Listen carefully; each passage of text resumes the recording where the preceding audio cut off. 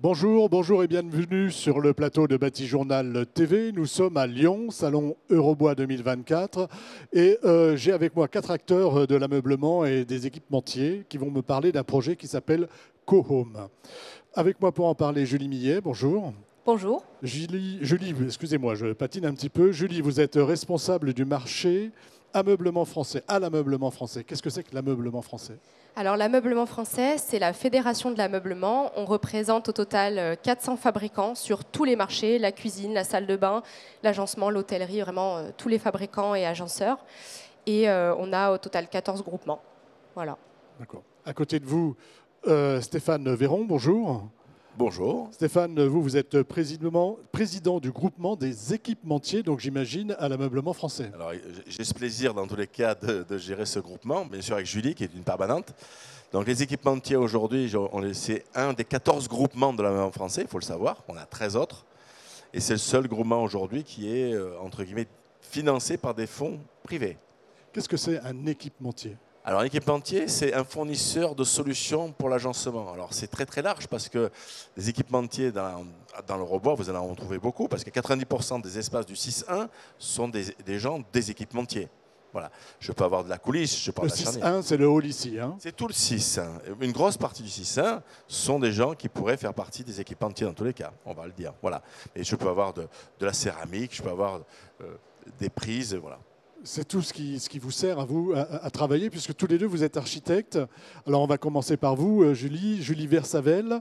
Vous êtes architecte d'intérieur et designeuse, c'est ça ? Oui, tout à fait. À côté de vous, Didier Versavel. Voilà, on travaille. Et vous êtes aussi architecte d'intérieur et designer. Et vous travaillez ensemble dans votre agence qui s'appelle Studio Versavel. Exactement, je la supporte tous les jours. Ouais. Et inversement. Inversement, ouais. L'inverse est vrai, oui. Sur le studio, est-ce que vous pouvez me présenter un petit peu votre studio ? Alors, nous sommes un petit studio de 8 collaborateurs. Nous sommes basés à Saint-Malo et nous travaillons énormément dans l'hôtellerie, le contract, en très très grande majorité, à destination vraiment des lieux d'accueil et de l'hospitality en fait. Julie, vous êtes d'accord avec cette... J'acquiesce. Vous acquiescez, parfait. Je reviens vers vous, donc Julie Millet. J'aimerais que vous nous parliez de ce projet Co-Home. C'est la 3e édition, je crois. Expliquez-nous la genèse. Pourquoi Co-Home ? Qu'est-ce que c'est ? Alors, qu'est-ce que c'est que Co-Home ? Donc, Stéphane vous a présenté les équipementiers. C'est vraiment des fabricants de solutions qui sont innovantes et qui permettent d'intégrer l'innovation dans l'ameublement et l'agencement de nos espaces. Et on a voulu créer un projet qui illustre toute cette innovation-là. Et plus on combine les produits de tous ces équipementiers, plus on fait de la recherche en fait, dans l'aménagement et plus on trouve des solutions. Donc Co-Home, c'est vraiment ça. Le pitch du projet, c'est vraiment ça. Et donc là, c'est la 3e édition du projet. Plus on avance dans le temps, plus c'est un projet qui aboutit. Aujourd'hui, on présente plus qu'une maquette, un espace qui est complètement exploitable. Et je rebondis juste sur la présentation du studio Versavel qui a dit qu'il travaillait beaucoup dans l'hospitality. On a choisi ce studio de design parce que justement ils ont une idée de comment est-ce qu'on exploite un espace, des normes, ils ont une vraie finesse dans la compréhension de la technique et de l'innovation et c'est pour ça qu'on les a choisis pour ce projet. Vous les avez choisis pour ce projet dont on va parler tout à l'heure. Mais je reviens, vous vouliez ajouter quelque chose ? Non, juste que c'est, au-delà d'être un projet sympa, c'est un super projet. Puisqu'en fait, mais il y a une base, une réflexion sur les équipementiers qui est d'aller au-delà de simplement un étalage des solutions techniques, et c'est d'avoir une solution globale, harmonieuse, où justement tout est mis en scène. Et c'est vraiment, et au-delà de simplement un espace de vie, c'est une idée d'urbanisme en fait. C'est une nouvelle proposition d'urbanisme, et c'est en ça où on a vraiment été très très très séduit par l'idée et la demande. Vous nous expliquerez un petit peu plus en détail tout à l'heure. Stéphane, c'est quoi vous cherchez quoi ? Vous cherchez à démontrer ce que vous faites, à démontrer que vous innovez, à démontrer que ce que vous fabriquez, ce que vous présentez est utile ? Effectivement, les équipementiers, ils sont tous exposants ici déjà. Et le Co-Home a été un moyen pour nous de démontrer qu'on sort un petit peu du lot. C'était aussi l'objectif. Quand vous êtes, excusez-moi, tous exposants, ça veut dire combien de... On a 11 stands. On a 11 stands aujourd'hui qui sont... Certains logent d'autres équipementiers, c'est en fonction de moyens. Mais globalement, tout le monde est autour du COOM. Le COOM, dans le village des équipementiers, au milieu, on a le centre qui est le projet COOM. L'objectif qu'on a dans ce groupement, Julie, je rebondis sur ce qu'elle disait, c'est la 3e version. Moi, j'ai fait les 3 versions. La première version était une version dans les années 2020. C'était vraiment juste pour dire on va transformer notre manière de fonctionner. On a un groupement, on va le faire vivre. Il faut donner l'envie aux gens d'y rester, l'envie aux gens de partager des moyens et des problématiques. Donc c'était des dessins, des 3D et tout. La 2e édition, c'était en 2022. On était ici aussi. Mais c'était sous forme d'une maquette. On avait fait des ateliers, des choses pour expliquer. Là, on est dans la 3e version, qui est une version très aboutie. Et Julie et Didier ont été sélectionnés parmi 3 cabinets parce qu'ils ne sont pas arrivés tout seuls. Je peux vous dire qu'il a fallu se battre et ce n'était pas toujours facile, c'était à distance. Et je me rappelle quelques anecdotes avec Didier pendant ce moment de présentation de son studio et de ses compétences. Sachant qu'on a choisi une chose, c'est de dire de changer un petit peu de style de communication. Chacun des équipementiers a capacité aujourd'hui à faire son travail, son job. Ils le font très bien. Il y a des gens qui sont là depuis des années.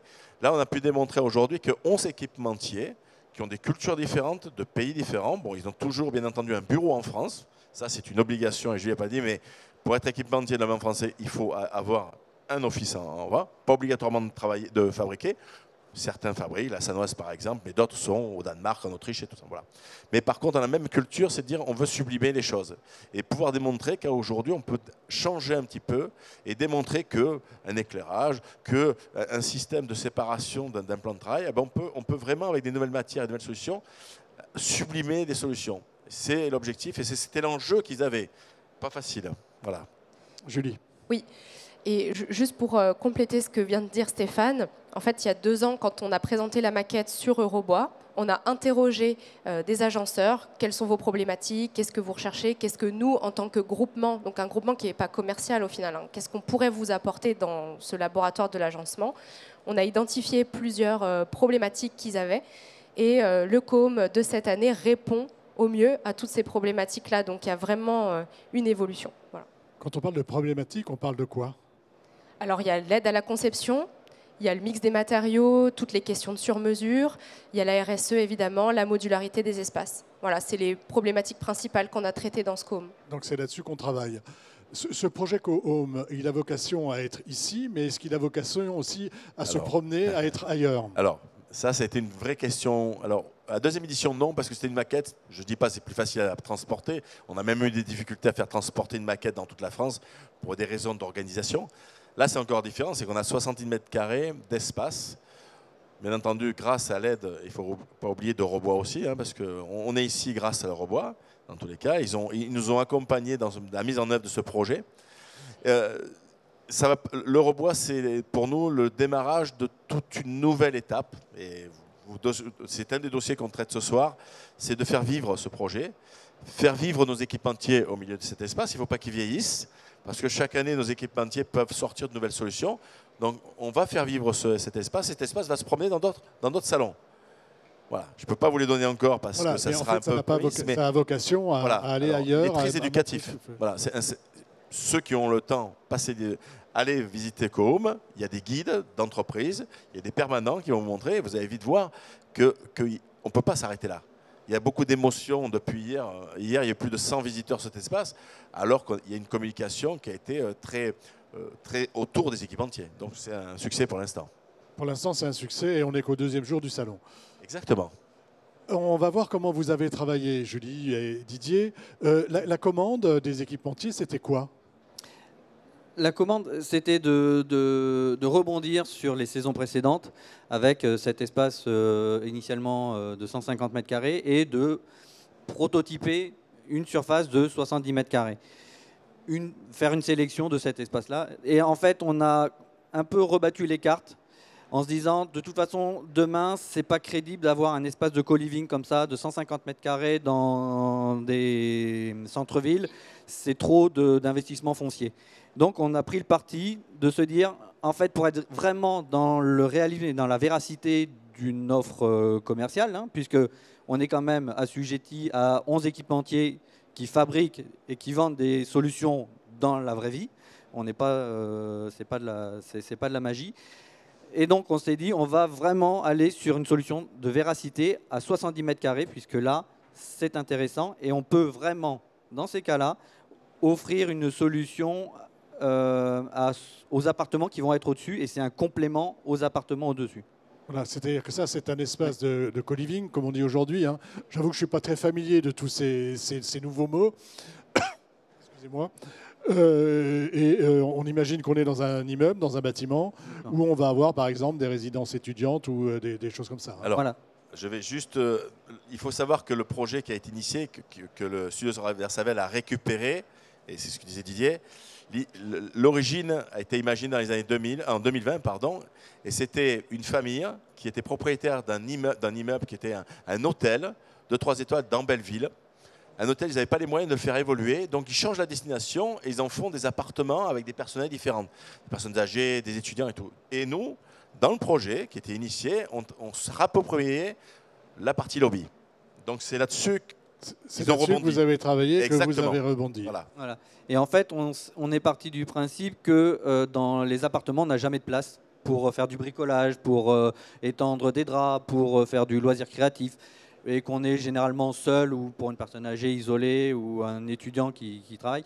Donc on s'est dit, on va en fait créer dans ces 70 mètres carrés un espace avec un supplément de services et d'âme qui va pouvoir donc compléter la vie dans les appartements, parce qu'on va gagner de la place, et on va aussi pouvoir créer un lieu d'échange et de sociabilisation avec plein de solutions hyper intéressantes grâce aux solutions des équipementiers. Alors allons-y Julie, expliquez-nous cet espace qu'on a là, hein, le laboratoire d'agencement. On voit les différents espaces. Expliquez-nous un petit peu comment vous avez travaillé et ce qu'on trouve dans cet espace. Alors, j'ai envie de me lever. Vous n'avez pas le droit de vous lever. Ben oui, voilà. Les doubles portes, il faut imaginer que ça, c'est le rez-de-chaussée de l'immeuble.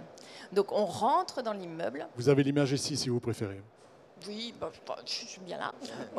Le welcome zone, donc si on est de l'extérieur du bâtiment, donc on a le couloir de l'immeuble, on a accès à des boîtes aux lettres. Et quand on rentre dans l'espace, on a l'espace collectif. Donc on a une welcome zone où il y a une boîte à dons, donc ça veut dire un peu le Vinted à la maison. Donc on peut échanger des livres, des vêtements. On a un panneau d'affichage pour communiquer entre nous.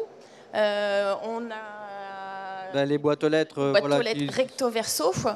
Recto verso, car à l'extérieur, quand on rentre avec son vélo, on prend son courrier et on met notre batterie, ça évite de la monter dans les étages. Et quand on rentre dans la partie collective, ça nous sert aussi d'affichage, de mettre des messages aux copains dans l'immeuble. Quand on continue, on a la laverie, on va dire, donc on mutualise les machines à laver, les sèche-linges, une zone, un espace pour justement les draps qu'on n'arrive jamais à étendre chez soi. On ressort quand on appelle le Craft Lab, donc c'est un grand espace où on peut faire des loisirs créatifs. On a une grande table centrale, coworking. On va dire que c'est un espace commun, c'est là où on se pose et où on peut travailler, où on peut échanger, les tables bricolées. On a, comme on a vu tout à l'heure, un établi mis à disposition. Les tables montent et baissent suivant l'activité qu'on veut faire, suivant la personne. On a donc pour la personne âgée, pour l'enfant, on a des marchepieds. Dans le Smile Aera, donc c'est plutôt un canapé. Il y a la télé, on peut jouer. Il y a des jeux de société mis à disposition. L'idée, c'est de créer en fait à cet endroit-là de l'échange entre résidents. Et notamment créer de l'intergénérationnalité avec les plus âgés qui peuvent garder les enfants le mercredi après-midi, par exemple. D'où le fait d'avoir des solutions où on va avoir du monte-baisse pour s'adapter à toute la population. Voilà, c'est vraiment un espace commun d'un bâtiment. Et l'accès à la PMR aussi. Tout a été travaillé de façon à ce qu'une personne en mobilité réduite puisse y circuler. On a un lavabo, les éviers qui sont à hauteur de PMR. Tout est fait, c'est-à-dire que si je suis en fauteuil, je peux m'utiliser la cuisine, j'ai les toilettes, je peux aller faire mon linge, il n'y a pas de souci de circulation normalement. Excusez-moi, Julie voulait... Non, juste un dernier petit point important sur ce plan-là qui nous semble intéressant. Donc, en plus de l'espace réchauffe kitchenette, puisque il y a 12 ou 13 Enfin, il y a une cuisine par appartement, donc on n'allait pas en rajouter une. Là, c'est vraiment plutôt pour du stockage de froid et chaud. Mais c'est surtout la guest room qui nous semblait une partie très importante par rapport à la vie dans cet espace-là. C'est en fait une salle qu'on a appelée la salle du bon, de la brute et du parent. L'idée, c'est que le bon, c'est un infirmier, un expert comptable ou une expert comptable qui vient et qui loue la pièce pour la journée et qui fait des... Nous aide pour les impôts. Ouais. Par exemple. Voilà, par ou pour une journée vaccination Covid. Vaccin, voilà. On l'a vécu et ça aurait pu être très intéressant dans les appartements, dans les résidences. Ce bureau en fait est escamotable et on peut libérer de la place pour la brute, qui est le prof de sport, de fitness et qui va nous élonguer la musculation. Voilà, pour une petite salle de yoga. Et puis, il y a un lit escamotable qui va nous permettre de pouvoir proposer des nuitées aux parents, puisque généralement dans les appartements, il n'y a pas la place pour recevoir les amis ou la famille. Et donc, c'est une chambre supplémentaire d'appoint. Voilà. Donc, et elle est symptomatique un peu de tout le projet, c'est-à-dire que tout est multifonction et qu'à l'exemple des boîtes aux lettres, les boîtes aux lettres, on va la nuit charger sa batterie, le jour, on charge son courrier. Voilà. C'est toujours très polyvalent. Julie. Je voulais juste rajouter quelque chose parce que là, on a fait toute la liste des usages potentiels qu'il peut y avoir dans l'espace. Et c'est donc pour ça que cet espace-là, vous ne retrouvez pas les termes le salon, l'espace cowork, etc. Parce que comme on a... C'est pour ça que vous nous faites du beau franglais. Alors, Voilà. Exactement. c'est parce que ça s'adresse à tout le monde, pourquoi pas. S'il y a un hôtel en Europe, il pourra très bien utiliser les termes. Mais ce qu'on voulait, c'est surtout que ces termes-là, ils regroupent plein d'usages. Comme on a contraint l'espace de 150 mètres carrés à 70 et qu'on a traité la problématique de la modularité, il faut que ces zones aient des noms chapeaux. Parce que, voilà, Craft Lab, en même temps, il y a un établi. En même temps, c'est là où on va faire du coworking. Guest Room, c'est là où on peut faire venir son prof de yoga, mais on peut aussi inviter, si vous habitez dans les étages, où vous pouvez faire venir, ça peut se transformer en chambre d'amis. Oui, chambre d'amis. Donc ça, c'est important pour nous parce qu'on a parlé de produits, etc. Mais on est vraiment reparti de l'usage qu'on peut avoir dans ces espaces Je collectifs. pense qu'il y a aussi un point qui est intéressant, c'est qu'il faut imaginer que la feuille de route, elle était faite à travers des éléments, et Didier le disait tout à l'heure avec Julie, on leur a imposé dans nos sociétés des produits sur lesquels on sentait que c'était important qu'ils puissent travailler le projet. Vous imaginez la complexité des choses. Oui, voilà, parce que l'idée, c'est évidemment que vous aviez quand même une partie imposée, c'est-à-dire que vous avez des produits que vous devez de toute façon mettre en place, mettre en œuvre, détourner ou pas. Alors là, ils sont très très très forts pour détourner, ça je vous confirme. Non, mais et ça nous a mené vraiment des vraies réflexions, parce que quand je dis qu'ils font sublimer les produits, les composants. Donnez-moi un exemple. Je vais vous donner un exemple. Alors je pars de mon exemple, c'est facile. Moi, je fais des éclairages. Ils ont mis dans des niches. Ils ont mis dans les niches des petits éclairages pour que les gens puissent voir les petits livres qu'on met dans la boîte à dons. Ils ont mis des prises dans les boîtes aux lettres pour charger. Nous, on n'avait pas imaginé que nos prises puissent aller dans une boîte aux lettres pour aller mettre la batterie du chargement. Voilà. Ça, c'était pas possible. Le vélo, au lieu de remonter la batterie, on voilà. reste en rez-de-chaussée, on charge. Et pardon. Autre exemple que j'ai trouvé super intéressant, c'est la table. Il y a une grande table dans le Craft Lab.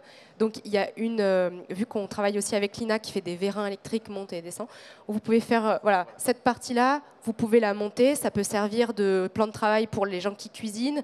Et en même temps, ici, sur cette partie qui est plus basse, du coup, les gens peuvent télétravailler ou commencer à dîner. Donc, il y a sur un meuble, grâce à l'agencement et à tous les produits et comment vous avez pensé cet agencement-là, il peut y avoir plein d'usages différents. C'est-à-dire que vous avez donné une liste de produits imposés, on va dire. Oui, ils vont peut-être mieux en parler eux que nous, parce que nous, on a vu le résultat. Donc vous vous êtes retrouvé avec une liste et un espace de 150 mètres, puis 70 mètres carrés à imaginer. Alors une liste alors exhaustive. Oui, qu'on s'est amusé aussi à déborder. On a découvert à cette occasion-là 11 catalogues et 11 savoir-faire. Donc on sait aussi, c'est un peu aussi notre travail de prendre toujours un pas de côté. Et puis quand on nous dit rouge, on va chercher bleu, forcément. C'est un peu notre... Oui, c'est un peu un principe dans vos métiers. Ouais, c'est un peu la base. Donc en fait... mais en même temps, toujours avec cette volonté de mettre en avant un savoir-faire, une spécificité et des innovations. Donc ça a toujours été notre objectif, avec le second objectif, de créer une histoire hyper cohérente et qui c'est ce que je disais au tout début. L'intérêt, c'est qu'en fait, on part de quincaillerie, de charnière, de revêtement, de montée-baisse. Mais avec ça, on va pouvoir travailler sur l'urbanisme, sur de la sociabilisation, de l'inclusion, des termes sur le RSE. Ça dépasse largement la solution produit, ce qui est hyper intéressant par rapport au salon en place. Voilà. En quoi ça intéresse l'urbanisme, par exemple?